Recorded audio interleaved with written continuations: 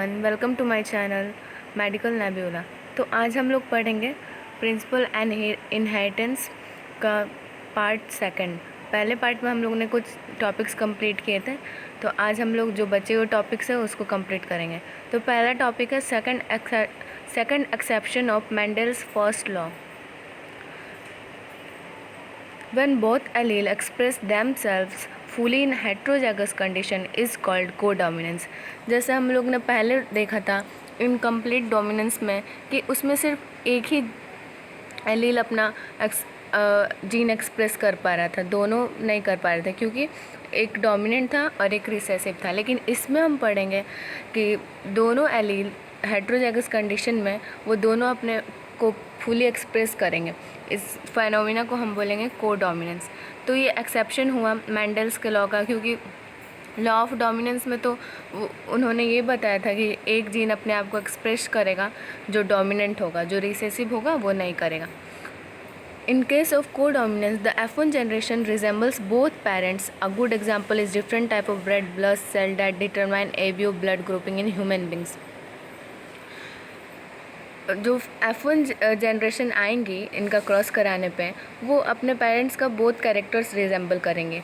इसका हम good example देख सकते हैं कि जो हमारे ह्यूमंस ब्लड ग्रुप हैं वो इनका बेस्ट एग्जांपल होंगे, क्योंकि उनमें जितने भी एलील होते हैं वो अपने आप को फुली एक्सप्रेस करते हैं। ABO blood groups are controlled by the gene I. The gene I has 3 alleles, IA, IB and I. जो ABO blood group होते हैं वो कंट्रोल किए जाते हैं जीन I के द्वारा। तो जो जीन I होता है उसके 3 एलील होते हैं, IA, IB and I. The allele IA and IB produce a slightly different form of the sugar. जो IA और IB होते हैं वो डिफरेंट टाइप का एक शुगर प्रोड्यूस करते हैं। While allele I doesn't produce any sugar, जबकि जो एलील आई होता है वो कोई तरह का शुगर प्रोड्यूस नहीं करता है। I A and I B are completely dominant over I.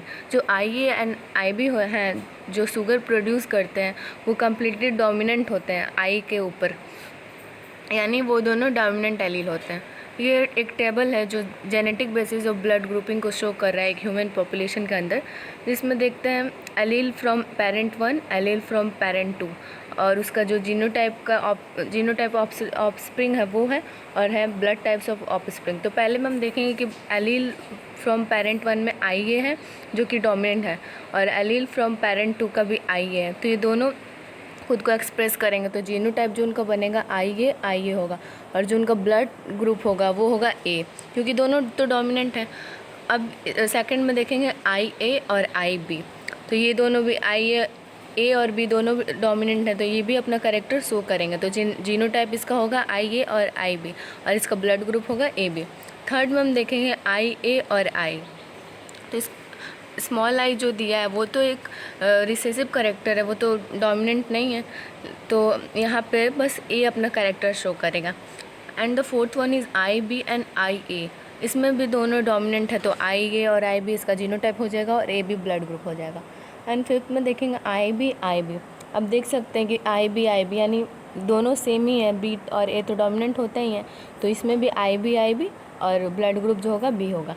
And seventh में देखेंगे आई बी और small I, it means that small I is recessive and I B is dominant. तो इसमें हम देखेंगे कि आई बी और आई इसका जीनोटाइप होगा, और जो ब्लड ग्रुप होगा वो बी होगा। And the last one is आई और आई, यानी ये दोनों तो रिसेसिव है, तो अब दोनों एक साथ है, तो अब इसका जो ब्लड ग्रुप आएगा वो ओ होगा। अनदर एग्जाम्पल हम देखेंगे जिसको अच्छे से हम समझ सकते हैं। This is 2 types of cow, one is red and one is white. Okay, तो जो इसका क्रॉसिंग के बाद जो इसका प्रोजेनी होगा वो देख सकते हैं कि वो उसका कलर इन दोनों का मिक्सअप है, यानी स्पॉटेड कलर है वाइट और रेड का, और ये रॉन हुआ। आर इसका करेक्टर था वाइट का आर डब्ल्यू, और रेड का करेक्टर था आर स्मॉल आर। तो जो इसका प्रोजेनी है उसका करेक्टर हुआ आर स्मॉल आर और आर डब्ल्यू। ओके, अब हम देखेंगे कि मल्टीपल एलील्स क्या होता है. What is multiple alleles? When there is more than 2 alleles of a gene in a population is called multiple alleles. जैसे हम देखे थे ब्लड ग्रुप में कि ए, बी और आई तीनों तरह के एलील थे, लेकिन किसी भी पर्सन में तीनों तो होंगे नहीं, कम से कम 2 होंगे. आई ए होगा, ए बी होगा, ए होगा या फिर ओ होगा. तीनों एलील तो एक में नहीं आ सकते, लेकिन पूरे पॉपुलेशन में तीनों एलील तो होते हैं. Since in individual only 2 alleles can be present. जैसे हमने अभी बताया कि किसी भी इंडिविजुअल के अंदर बस 2 ही एलील प्रेजेंट हो सकते हैं. And the third one is inheritance of gene, 2 characters. Inheritance of 2 gene, यानी 2 जीन का पहले तो हम लोग 1 जीन का देखे थे, यानी एक ही कैरेक्टर था. अब 2 जीन में हम देखेंगे कि 2 तरह के कैरेक्टर आएंगे. Mendel also worked with and crossed P plants that deferred in 2 characters. Mendel इस पी प्लांट पे भी वर्क किए थे जिसका 2 कैरेक्टर था different. As seen in the cross between a pea plant that has seeds with yellow color and round shape and one that has seeds of green color and wrinkled shape. 2 P plant लिए थे उन्होंने, जिसका पहले P plant का जो seed था वो yellow colour का था और उसका जो शेप था वो राउंड था. And the second P plant था उसके सीड का कलर ग्रीन था और उसका शेप था wrinkled. Yellow colour dominant over green and round shape dominant over wrinkle. जैसा कि हम लोग ने कैरेक्टर्स में पढ़ा था कि येलो कलर जो होता है वो ग्रीन के ऊपर डोमिनेंट होता है, सीड का कलर, लेकिन जो पॉड का कलर होता है वो इसमें अपोजिट हो जाता है. इसलिए ये येलो कलर का जो सीड है वो डोमिनेंट है ग्रीन कलर पे और जो उसका राउंड शेप है वो डोमिनेंट है रिंकल्ड शेप पे. Y for dominant yellow, capital Y for dominant yellow seed colour. जो कैपिटल वाई है वो येलो सीड कलर के लिए, and small Y for recessive green. जो स्मॉल वाई है वो रिसेसिव ग्रीन सीड कलर के लिए.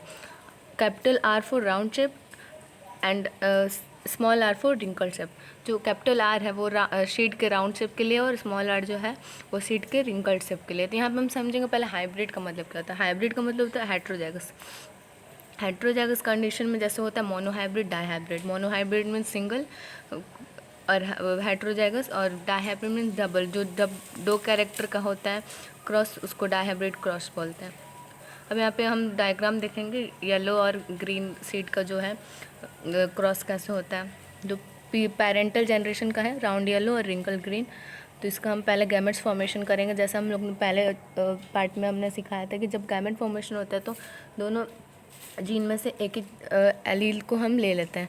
तो इसमें हम हुआ R Y, capital R Y, और इसमें हुआ स्मॉल आर वाई. अब इसका हम क्रॉस करवाएंगे तो राउंड येलो, मतलब इसका डोमिनेंट कैरेक्टर रेशो होगा. जब फिर पनेट स्क्वायर में हम सेल्फिंग करवाएंगे तो इसमें बहुत तरह के जनरेशन बनेंगे. ये फीमेल और ये मेल हो गया. तो F2 जनरेशन हम देख सकते हैं कितने सारे वेरिएशन हैं. तो इसका फिनोटाइपिक रेशियो होगा round yellow 9, round green 3, wrinkled yellow 3 और रिंकल्ड ग्रीन 1. 9:3:3:1. ओके. तो इसमें आप डायग्राम में देख सकते हैं कि कैपिटल आर, स्मॉल वाई जो हुआ वो येलो राउंड येलो हो जाएगा. Small R, capital Y wrinkled yellow हो जाएगा. कैपिटल आर, स्मॉल वाई जो हो जाएगा वो राउंड ग्रीन हो जाएगा. स्मॉल आर, स्मॉल वाई हो जाएगा रिंकल्ड ग्रीन होगा. ऐसे ही बहुत सारे इसमें कैरेक्टर्स आप देख सकते हैं. अब हम पढ़ेंगे मेंडल सेकंड लॉ. मेंडल का सेकंड लॉ क्या है? वो है लॉ ऑफ सिग्रीगेशन. सिग्रीगेशन मतलब पहले हम समझ सकते हैं उसका मतलब क्या होता है. सिग्रीगेशन का मतलब होता है सेपरेट करना, किसी भी चीज़ को अलग करना. जैसे यहाँ पे देख सकते हैं सिग्रीगेट का मतलब सेपरेट. तो हम देखेंगे इस सेकंड लॉ में कि सिग्रीगेशन का लॉ मेंडल सर ने क्या दिया था. तो during gamete formation the 2 alleles of a gene must segregate. जैसे हम बताए थे कि जब गैमेट फॉर्मेशन होता है तो किसी भी जीन के जब 2 एलील आर है तो दोनों में से एक सेपरेट होके, जब सेपरेट होगा तभी क्रॉस हो सकता है. The alleles of a pair segregate from each other such that a gamete receives only one of the 2 characters. जो एलील का पेयर होता है वो सेग्रीगेट मतलब सेपरेट इसलिए होता है कि जो गैमेट है वो बस किसी एक फैक्टर को, जो 2 फैक्टर है उसमें से बस एक फैक्टर को रिसीव करें. It is also called law of purity of gametes. इसको law of purity of gametes भी बोलते हैं. और यहाँ पे एक स्पेशल नोट दिया है कि there are no exception of second law. इसका कोई एक्सेप्शन नहीं है. अगर हम सेग्रीगेट नहीं करेंगे तो क्रॉस जो होगा वो सही से नहीं होगा, उसमें एक डिजीज़ भी फॉर्मेशन हो सकता है. इसलिए ये सही नहीं होगा कि बिना सेग्रीगेट के क्रॉस कराए. इसलिए बिल्कुल सही है कि किसी भी गैमेट फॉर्मेशन के लिए जो दो एलील होता है उसको पहले सेग्रीगेट करना पड़ता है। अब यहाँ पे देख सकते हैं हम एग्जांपल डायग्राम से लॉ ऑफ सेग्रीगेशन का। यहाँ पे पेरेंटल जनरेशन में दो फ्लावर्स दिए हुए रेड और वाइट। रेड डोमिनेंट है और वाइट रिसेसिव है। अब इसका हम गैमेट फॉर्मेशन करेंगे तो इसमें से कैपिटल आर और इसमें से स्मॉल आर निकाल लिए। अब इसका क्रॉस कराएंगे तो ये रेड आएगा because the are capital R is the dominant, तो इसका F1 जनरेशन में रेड फ्लावर आएगा। ओके, लॉ ऑफ सेग्रीगेशन का ये डायग्राम आपको अच्छे समझ में आएगा। अब तो सेकंड टॉपिक हम पढ़ेंगे वो है, अब हम सेकंड टॉपिक देखेंगे कि जो है वो है लॉ ऑफ इंडिपेंडेंट असॉर्टमेंट, यानी ये मैंडल्स का थर्ड लॉ है। तो इसको हम समझते हैं कि ये क्या है। When two pairs of are combined in a hybrid, segregation of one pair of character is independent of the pair of characters। देखिए तो इसमें ये है कि अगर किसी भी हाइब्रिड में अगर दो पेयर दिए हुए हैं तो पहले तो सेग्रीगेशन होगा गैमेट फॉर्मेशन के लिए। तो सेग्रीगेशन अगर किसी भी पेयर का होगा तो वो ज़रूरी नहीं कि वो इस किसी एक ही क्रोमोसोम पे जाए, वो उसका वो इंडिपेंडेंट है, मतलब वो किसी भी क्रोमोसोम पे जा सकता है। allele of gene located on different chromosome assort independently of each other। जैसे हमने बताया कि क्रोमोसोम डिफरेंट क्रोमोसोम पे जितने भी एलील्स जीन्स के एलील्स लोकेटेड वो किसी पे भी जा सकते हैं, वो ज़रूरी नहीं कि बस एक ही क्रोमोसोम पे जाएंगे, इसलिए इसको बोलते हैं law of independent assortment. And the third is consider the segregation of the pair of gene R and small R. अब इसका हम सेग्रीगेशन समझेंगे कि कैसे है। तो इसमें ये हम समझेंगे कि जो 50% of the gamete have the gene R and the other 50% have small r, it is same to Y and small y also। तो इसमें हम ये देखेंगे जैसे कैपिटल आर स्मॉल वाई और कैपिटल वाई में जो हम देखेंगे कि इसका सेग्रीगेशन कैसे होगा। तो जो कैपिटल आर है उसका 50%, स्मॉल आर का 50%, वाई कैपिटल वाई का 50% एंड स्मॉल वाई का 50%। ये सेग्रीगेशन का परसेंटेज डिफरेंट करता है। अब हम देखेंगे क्रोमोसोमल थ्योरी ऑफ इनहेरिटेंस। अब क्रोमोसोमल थ्योरी क्या है। In 1900 3 scientist de Vries, Correns and von Tschermak independently rediscovered Mendel's result on the inheritance of characters. Also by this time, due to advancement in microscopy that were taking place, scientists were able to carefully observe cell division। देखिए जैसे क्या हुआ था, जो Mendel's ने इतने सारे experiment किए थे वो तो तुरंत उसका कुछ रिजल्ट हुआ नहीं था। बहुत सारे प्रॉब्लम थे, जैसे हमने पढ़े थे पिछले लेक्चर में कि वहाँ पे कम्युनिकेशन का सुविधा उतना सही नहीं था, न्यूज़पेपर का उतना सही सुविधा नहीं था कि लोगों के बीच में ये बताया जाए कि क्या एक्सपेरिमेंट किया गया है, क्या कोई भी डिस्कवरी हुई है, इसलिए। और बहुत सारे साइंटिस्ट माने भी नहीं थे क्योंकि ये मैथमेटिकल टूल्स का इस्तेमाल किए थे। इसलिए 1900 में जो 3 साइंटिस्ट हैं de Vries, Correns and von Tschermak जो थे, वो उन्होंने मेंडल्स के रिजल्ट पे फिर से स्टडी की। और उन्होंने उस टाइम में जो माइक्रोस्कोप का बहुत सारा एडवांसमेंट हो गया था, इसलिए उन्होंने सेल डिवीज़न को भी केयरफुली ऑब्जर्व किया। This led to the discovery of a structure in the nucleus that appear to double and divide just before each cell division. These are called chromosomes, colour bodies as they were visual by staining. उन्होंने जब cell division को microscope के under में देखा तो उन्होंने देखा कि उस पर एक न्यूक्लियस अपीयर कर रहा है जो डिवाइड होता है। इस सेल मतलब जितने भी सेल डिवीज़न होते हैं उस पर न्यूक्लियस डिवाइड करता है, और उसमें एक स्ट्रक्चर अपीयर होता है जिसको हम लोग क्रोमोसोम बोलते हैं। वो इस तरह तो दिखता नहीं है कि वो विजुलाइज नहीं होता, उसको कलर बॉडीज़ मतलब स्टेनिंग करने के बाद वो विजुलाइज होता है। By 1902 the chromosome movement during meiosis had been worked. 1902 में जो क्रोमोसोम का मूवमेंट होता है वो भी स्टडी किया गया और देखा गया। Walter Sutton and Theodor Boveri noted that the behaviour of chromosome was parallel to the genes and use chromosome movement to explain Mendel's law. उनके बाद में उन तीनों साइंटिस्ट के बाद में जो वाल्टर शटन है और थियोडर वोबरी ने भी एक चीज़ नोटिस किया कि जो क्रोमोसोम का बिहेवियर है वो एकदम मतलब इक्वल है जीन्स के। जैसे जीन्स इंडिपेंडेंटली शॉर्ट होते थे, मतलब उन पे वो किसी भी क्रोमोसोम पे जा सकते थे, उनका चांसेस बहुत होते थे, वैसे क्रोमोसोम का भी बिहेवियर सेम था। जैसे यहाँ पे देख सकते हैं, यहाँ पे डायग्राम दिया हुआ है क्रोमोसोम का, मियोसिस 1 और एनाफेज दिया, मियोसिस सेकेंड एनाफेज, और ये जर्म सेल्स आफ्टर सेग्रीगेट में बन गए।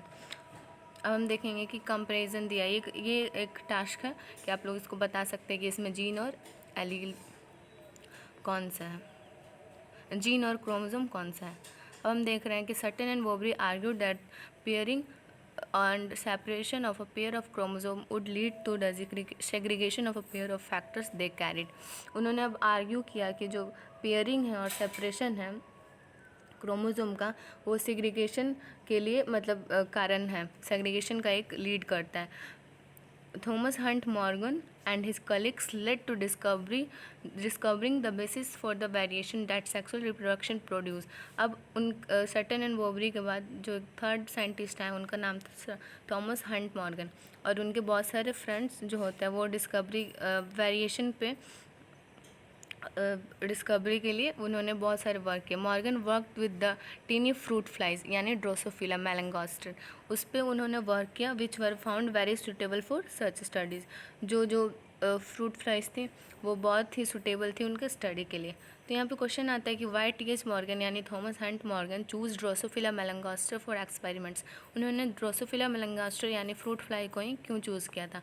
तो उसके बहुत सारे रीजन है। इट हैव कॉन्ट्रास्टिंग ट्रेड, उसके बाद बहुत सारे ट्रेड्स थे, जैसे आई colour red white, body colour brown yellow, wing miniature large, दो तरह के, यानी जैसे पी प्लांट में था कि टॉल ड्वार्फ ग्रीन येलो, उस तरह इसमें भी कॉन्ट्रास्टिंग ट्रेड थे। लाइफ साइकिल जो था वो 2 वीक का था और उसको इजीली लैब में ग्रो भी कर सकते हैं। लाइफ साइकिल जब 2 वीक का था तो हम जल्दी स्टडी करके मतलब उस पर जितने भी रिजल्ट है वो जल्दी उन्हें पता लग सकता था। Male and female are morphologically distinct, जो मेल और फीमेल थी वो दोनों डिफरेंट थे मॉर्फोलॉजी यानी फिजिकल अपीयरेंस के द्वारा। Single mating could be produce a large number of progeny flies. पहले सिंगल मेटिंग में उन्होंने उनके जो प्रोजेनी होते हैं वो बहुत ज़्यादा नंबर में आकर होते थे। It has many types of heredity variation that can be seen with the low microscopes. हम इसमें बहुत सारे वेरिएशन थे जो हम लो माइक्रोस्कोप के अंडर में भी देख सकते हैं, जैसे आप ये डायग्राम में देख सकते हैं। Drosophila melanogaster A is male and B is female. इसमें देख सकते हैं मॉर्फोलॉजिकली बहुत सारे डिफरेंस है, साइज में, शेप में, अपीयरेंस में। अब हम अगला टॉपिक देखेंगे, वो है लिंकेज एंड रिकॉम्बिनेशन। अब यहाँ पे 2 टर्म्स, लिंकेज और रिकॉम्बिनेशन। फर्स्ट हम जानेंगे लिंकेज क्या होता है। When 2 genes are situated closed on the chromosome they will not segregate. अगर कोई भी क्रोमोसोम में 2 जीन्स प्रेजेंट है वो भी एकदम क्लोज, तो वो अलग नहीं हो पाएंगे। In linkage, 2 or more genes linked together are always inherited together in the same combination। अगर वो दूसरे पे इनहेरिट भी होंगी तो वो दोनों का कॉम्बिनेशन होगा वो सेम होगा, वो डिफरेंट नहीं हो सकता क्योंकि वो बहुत क्लोज है।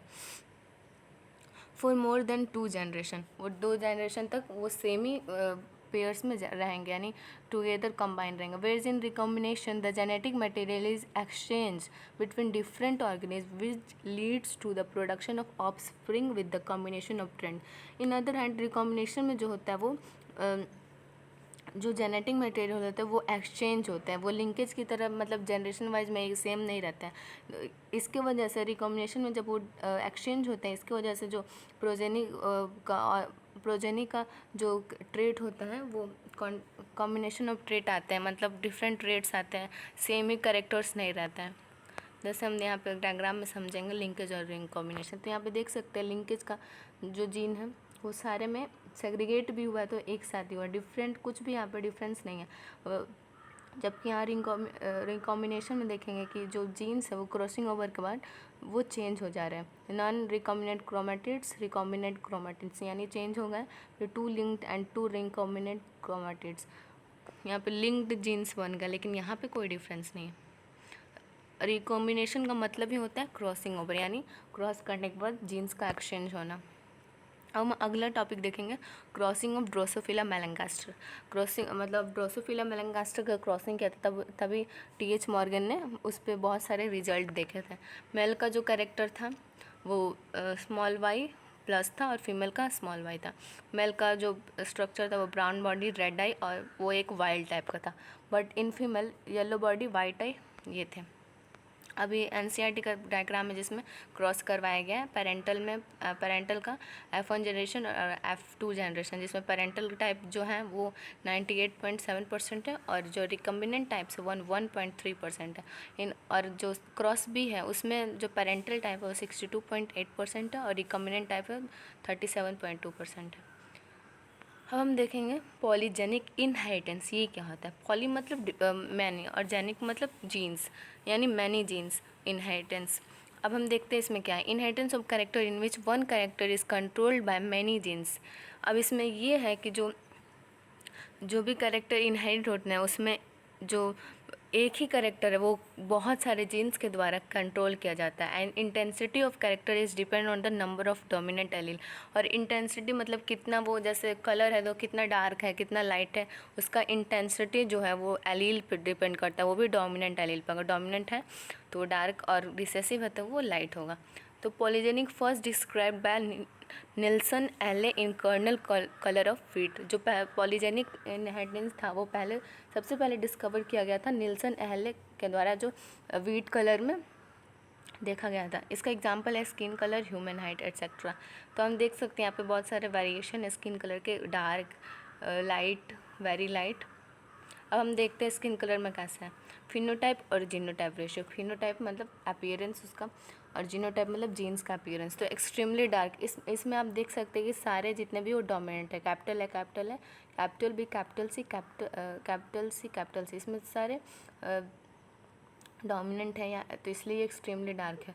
फिर वेरी डार्क में आप देख सकते हैं एक रिसेसिव है, स्मॉल है। फिर डार्क में दो रिसेसिव, ए और स्मॉल बी। और इंटरमीडिएट यानी बीच का जो कलर होता है उसमें तीन रिसेसिव तीन डोमिनेंट है। और लाइट में आप देख सकते हैं कि दो डोमिनेंट है और चार रिसेसिव है। वेरी लाइट में चार रिसेसिव एक डोमिनेंट, पांच रिसेसिव एक डोमिनेंट। और जिस तरह से डोमिनेंट का कैरेक्टर हट रहा है रिसेसिव का बढ़ रहा है वो लाइट हो जाता है कलर। तो मिले जो स्किन का कलर है वो किसके, एक केमिकल के द्वारा कंट्रोल किया जाता है, उसका नाम है melanin. Melanin is responsible for skin pigmentation. Capital A, capital B, capital C जो ये है वो एक डोमिनेंट एलील है। जो कैपिटल ए और कैपिटल ए अगर प्रेजेंट रहेगा तो वो मेलानिन का फॉर्मेशन करेगा। लेकिन जब कैपिटल ए और स्मॉल ए रहेगा तो सिर्फ उसमें कैपिटल ए ही फॉर्मेशन करेगा, स्मॉल ए फॉर्मेशन नहीं करता मेलानिन का। Polygenic inheritance is similar like incomplete dominance. जो पॉलीजेनिक इनहेरिटेंस, जैसे हम लोग ने इनकम्प्लीट डोमिनेंस में भी देखा था कि वो अपना पूरा तरह से जीन एक्सप्रेस नहीं कर पाते, इसमें भी कैपिटल जो स्मॉल है वो मेलानिन का फॉर्मेशन नहीं कर पाता है। अब जो सेकंड टॉपिक है वो है प्लेयोट्रॉपी। इसका मतलब क्या होता है। When multiple characters are control by one gene is called pleiotropy. अब बहुत सारे कैरेक्टर्स हैं लेकिन जो उसको कंट्रोल कर रहा है वो सिर्फ एक ही जीन है, तो इस फेनोमिना को हम बोलेंगे pleiotropy. Where a single gene can exhibit multiple phenotypic expression such a gene called pleiotropic gene. जो जीन मल्टीपल एक्सप्रेशन को कंट्रोल कर रहा है उस जीन को हम बोलेंगे pleiotropic gene. When this mechanism get disturbed, a disease called phenylketonuria, which caused by the mutation in the gene codes for the enzyme phenylalanine hydroxylase, single gene mutation। अब इस मैकेनिज्म में क्या होता है, कोई भी अगर जीन डिस्टर्ब हो जाता है उसके कारण एक डिजीज़ होता है phenylketonuria, which is cause by the mutation in the gene code. जो फेनाइल एलानिन के लिए जो कोड करता है उस जीन में कुछ डिस्टर्ब होता है, मतलब सिंगल जीन म्यूटेशन होता है एक जीन में, जिसका इफेक्ट बहुत ही मतलब ज़्यादा होता है ह्यूमन बॉडी पे। इसमें loss of pigmentation, mental retardation due to deposition. जैसे हम यहाँ पे एक रिएक्शन दिया उसको हम देखेंगे तो समझ में आएगा।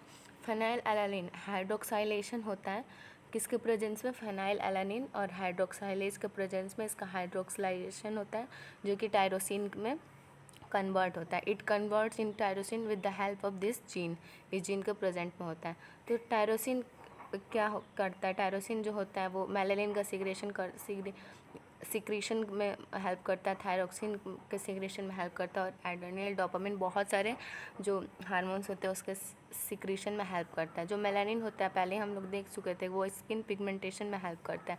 तो जब ये अगर कन्वर्ट होगा ही नहीं तो ये तो फेनाइल एलानिन अपने फॉर्म में ही रहेगा, वो टायरोसिन में कन्वर्ट नहीं होगा, इसलिए जो मेंटल रिटार्डेशन होगा due to deposition of phenyl alanine in brain. जो फेनाइल एलानिन है वो ब्रेन में डिपोजिट होने लगेगा क्योंकि उसका कन्वर्ट तो हो ही नहीं पा रहा है वो टायरोसिन में, इसलिए जो होगा वो फेनाइलकेटोनुरिया डिजीज़ हो जाता है।